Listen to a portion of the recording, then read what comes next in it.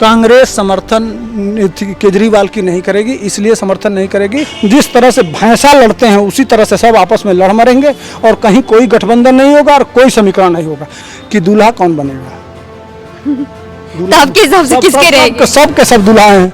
नमस्कार, स्वागत है आपका मुद्दा तक न्यूज में। तो आज हम बात करेंगे जो बिहार में विपक्षी पार्टी 17 जो विपक्षी पार्टी मिल करके सरकार को हराने के लिए सोच रही है और 2024 के इलेक्शन के चुनाव में एक साथ आने की सोच कर कि बीजेपी को वो हराएंगे, उसके बारे में आज हम जानेंगे सुधीर पांडे जी से और ये बताएंगे कि आखिर वो एक साथ आए हैं और क्या निर्णय निकला है और उनकी नज़रों में ये कितना सक्सेसफुल होगा। हाँ जी, नमस्कार सर। धन्यवाद। आपको क्या लगता है ये कितने आगे तक बढ़ेगा इनका गठबंधन? कोई गठबंधन नहीं है। कोई गठबंधन नहीं है, सब हवा हवाई है। अनावश्यक रूप से ये गठबंधन एक दिखाने के लिए पब्लिक ओपिनियन कि हम भी हैं राजनीति में, इसलिए कि इनका अस्तित्व अब खत्म हो रहा है। अस्तित्व खत्म हो रहा है घोटाले के रूप में। ये अपने अस्तित्व बचाने के लिए ये आप एकजुट हो रहे हैं, बाकी कुछ नहीं है। क्या कांग्रेस अभी ममता बनर्जी के विरुद्ध अभी आंदोलन किया है। जो पंचायत चुनाव में पश्चिम बंगाल में कांग्रेस की पार्टी ने कांग्रेस पार्टी के 4 नेताओं को की हत्या तक हो गई है, बम मार दिया गया है, बम मिला है, सब कुछ मिला है, लेकिन शर्म से इन लोगों को डूब के मर जाना चाहिए। एक तरफ आप जमीन में ममता बनर्जी के आपके कार्यकर्ता उनके विरुद्ध संघर्ष कर रहे हैं, आप उनके साथ बैठ के गठबंधन मिला रहे हैं। कैसे चलेगा साहब? कितनी सीट आप दे देंगे? ये कम्युनिस्ट और कांग्रेस मिलकर कितनी सीटें ममता बनर्जी को दे देंगे आप? होगा? वो आएंगी आपके साथ? किस तरह से करेंगे? तो ममता बनर्जी तो लोकतंत्र की हत्या कर रही हैं। वहाँ चुनाव नहीं लड़ाया जा रहा है, लोगों का पर्चा फाड़ दिया जा रहा है लोगों। लेकिन उनके हिसाब से तो मोदी जी यहाँ लोकतंत्र की हत्या कर रहे हैं। तो अब अपना दिखाई नहीं देता है ना, अपना किसी का नहीं दिखाई देता है, सिर्फ दूसरे का दिखाई दे रहा है। अगर लोकतंत्र की हत्या मोदी जी कर रहे थे तो 6 महीना आंदोलन बैठा था ना, किसान आंदोलन। हाँ, तो उसका भी कंक्लूजन था कि किसान के साथ उन्होंने सही नहीं किया था। वो भी तो कहा था उन्होंने। लाठी चलाए थे क्या? गोली चली थी क्या? किसानों ने बल्कि चढ़ के और इंडिया लाल किले पर झंडा फहरा दिए थे, हमारा तिरंगा फेंक दिए थे। आपने देखा था पूरे दिल्ली 26 जनवरी को बर्बाद करने, देश 26 जनवरी को क्या क्या हुआ था आपने देखा। सीए में मोदी मर जातूँ, अमित शाह मर जातूँ, क्या क्या नारे लगे, क्या क्या हुआ देश के विरुद्ध। उसके बाद से दिल्ली दंगा कर दिया गया, मोदी ने लाठी चलाया, गोली चलाया, कोई कुछ किया। वो कौन लोकतंत्र की हत्या कर रहा है ये जनता खूब समझ रही है और जनता को समझना भी चाहिए। समझ रहे हैं ना? यह लोग लोकतंत्र के हत्यारे हैं कि समर्थक हैं। लेकिन अब मूल विषय पे आते हैं, जो गठबंधन की सरकार है। देखिए गठबंधन में अभी केजरीवाल वहाँ नहीं, केजरीवाल गए थे सिर्फ यह कहने के लिए कि जो अभी दिल्ली की समस्या है, दिल्ली के एलजी को लेके जो नया ऑर्डिनेंस आया है, ऑर्डिनेंस पास किया गया है मोदी सरकार की तरफ से, उस ऑर्डिनेंस चूँकि 6 महीने के अंदर आपको उसको राज्यसभा और लोकसभा से पास कराना होता है, तो उसके लिए वो चाह रहे थे कि कांग्रेस हमारा साथ दे और जितनी विपक्षी पार्टियां हैं। अभी भी भारतीय जनता पार्टी का स्पष्ट बहुमत नहीं है, लेकिन अस्पष्ट बहुमत से होगा क्या? अरे केसीआर और उड़ीसा के मुख्यमंत्री बिजू पटनायक, ये दोनों लोग मिलकर ही दे देंगे। 8 सीट की कमी है और इनके पास 8 है, तो यह सब लोग मिल जाएं तो भी नहीं होगा। लेकिन फिर भी मैं कह रहा हूँ कि कांग्रेस समर्थन केजरीवाल की नहीं करेगी, इसलिए समर्थन नहीं करेगी कि केजरीवाल जो भी नुकसान कर रहे हैं वो टोटल का टोटल नुकसान कर रहे हैं कांग्रेस का। दिल्ली में जो सत्ता बनाए वो कांग्रेस के मतदाता हैं, पंजाब में जो सत्ता बनाए वो कांग्रेस के मतदाता हैं, उत्तर प्रदेश में जो अखिलेश यादव हैं उनका जो मतदाता कोर वोटर है वो किसका वोटर है? वो कांग्रेस का वोटर है। बिहार में जो लालू यादव और नीतीश कुमार के पास जो वोटर है वो मूल रूप से कांग्रेस का वोटर है। जो ममता बनर्जी के पास इस समय तथाकथित अल्पसंख्यक वोट है वो किसका वोट है? कांग्रेस का वोट है। और उसी कांग्रेस के साथ गठबंधन कर रहे हैं। यह कितने नीच लोग हैं कि कह रहे हैं जेपी आंदोलन और जेपी मूवमेंट की बात कर रहे हैं। जेपी मूवमेंट किसके खिलाफ हुआ था?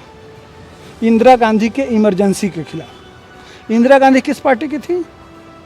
राहुल गांधी की दादा थी। माने जिस मीसा लालू यादव की बेटी का नाम है, मीसा कानून लगाया गया था, उसी मीसा कानून के तहत लालू यादव, नीतीश कुमार यह जितने बड़े बड़े नेता हैं यह जेल में ठूस दिए गए थे। सारे पत्रकारों के ऊपर तरह तरह का कानून ला दिया गया था, सारा सिस्टम फेल कर दिया गया था। उसी कांग्रेस के साथ आप गठबंधन कर रहे हैं और शर्म नहीं आ रही, और मोदी को कहते हैं कि लोकतंत्र का हत्या हो गया। शर्म से डूब के मर जाना चाहिए। इसीलिए कह रहा हूँ कि अभी बहुत साधारण कुछ दिखाई दे रहा है। ज्यों ज्यों मामला आगे बढ़ेगा, अभी तो ये हाथ मिलाएंगे, फोटो खिंचाएंगे, 1 साल चुनाव है, लेकिन जब टिकट की बात आएगी, जब सीटों के बंटवारे का मामला आएगा, उस दिन देखिएगा अस्थिर फड़ौल होगा। जिस तरह से भैंसा लड़ते हैं उसी तरह से सब आपस में लड़ मरेंगे और कहीं कोई गठबंधन नहीं होगा और कोई समीकरण नहीं होगा। इसलिए कह रहा हूँ कि न ममता बनर्जी सीट देंगी कांग्रेस को। पश्चिम बंगाल में ममता बनर्जी यह चाह रही हैं कि कांग्रेस मुझको छुट्टा छोड़ दे, मैं लड़ूं। कांग्रेस ऐसा करेगी नहीं, इसलिए कि उन जो विपक्ष के इस समय नेता हैं उनके वो वहीं से आते हैं। अभी ममता बनर्जी, एक विधायक जीता था मुसलमान जो बहुल सीट है, उस सीट पे, कांग्रेस के सीट पे वो जीत गया था, कांग्रेस जीत गई थी। उसको, उस विधायक को तोड़ के ममता बनर्जी ने अपने खाते में मिला लिया। तो कैसा गठबंधन, कब तक ये गठबंधन चलेगा? चंद दिनों का मेहमान है गठबंधन कि दूल्हा कौन बनेगा। तो आपके हिसाब से किसके रहेंगे? सब के सब दूल्हा हैं जिस दिन जरूरत पड़ेगी। अब नीतीश कुमार के पास सिर्फ 45 सीट है। 45 सीट वाले को 150 सीट वाला दूल्हा मानेगा? नहीं मानेगा। अब आरजेडी है, आरजेडी के पास एक भी सांसद नहीं है, तो वह भी नहीं मानेंगे इनको, वह भी स्वीकार नहीं करेंगे। तो इस तरह अब 80 सीट है उत्तर प्रदेश में, अखिलेश यादव नीतीश को कहाँ स्वीकार कर लेंगे? अब अरविंद केजरीवाल नीतीश कुमार को कहाँ स्वीकार कर लेंगे? उनका 2 स्टेटों में सीट है, 2 स्टेटों में उनके चीफ मिनिस्टर हैं। एक तरफ नीतीश कुमार के पास सिर्फ 45 विधायक हैं, बिहार में ही वह चौथे नंबर की पार्टी हैं, तो उनको कौन प्रधानमंत्री स्वीकार करेगा? तो जिस दिन यह असली मोर्चा जब समय पे आएगा, जब टाइम इनका होगा, जब सीटों के बंटवारे होने लगेंगे, उस समय असली लफड़ा फंसेगा। यह झूठ मूठ का अभी दिखावे के लिए जनता को दिखा रहे हैं कि हम एक हैं, हमारी विचारधारा एक है, हमारी सोच एक है, हम ऐसा भी करना चाहते हैं।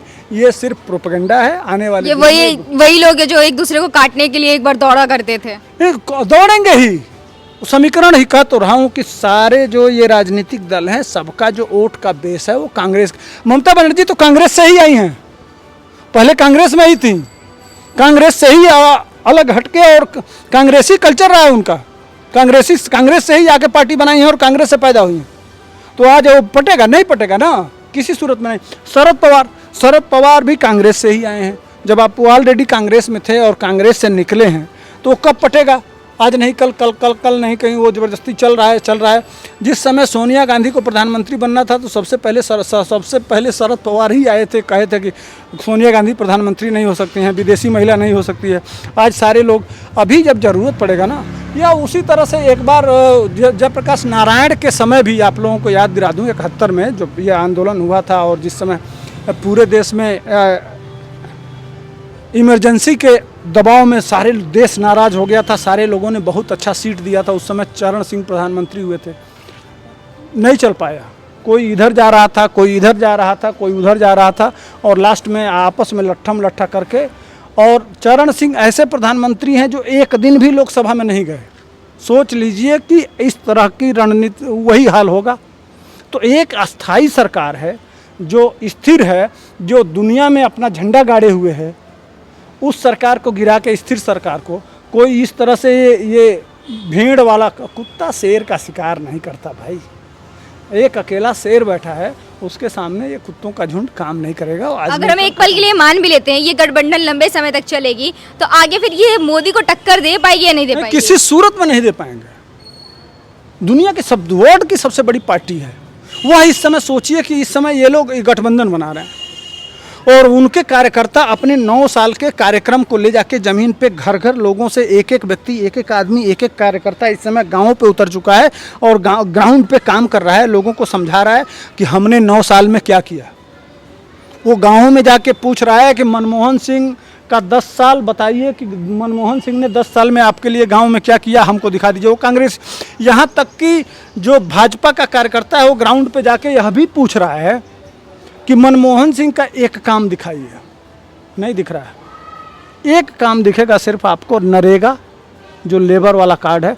मैंने पूरे देश को, बिहार के मुख्यमंत्री भी लेबर बनाना चाहते हैं, कांग्रेस भी लेबर बनाना चाहती है और ये विपक्षी दल भी लेबर बनाना चाहता है। उसके सिवा जो आज के डेट में प्रधानमंत्री आवास, शौचालय, सड़क, जो भी कार्यक्रम हो रहे हैं वो सिर्फ नरेंद्र मोदी का दिखाई दे रहे हैं। 10 साल का जो मनमोहन सिंह का जो कार्यकाल रहा है विपक्ष का, जो इस समय विपक्ष एक हो रहा है, जब ज़मीन पे उतर के पूछा जा रहा है कि गाँव में क्या दिखाई दे रहा है, तो इवन मनमोहन सिंह ही नहीं, उसके पहले भी तो इंदिरा आवास आता था, कांग्रेस का पैसा देती थी दलित बस्तियों में या गरीबों को तो वो पूछ रहे हैं कि दिखाइए ना, वो 70 साल में कहाँ है, वो नहीं दिखाई दे रहा भाई साहब।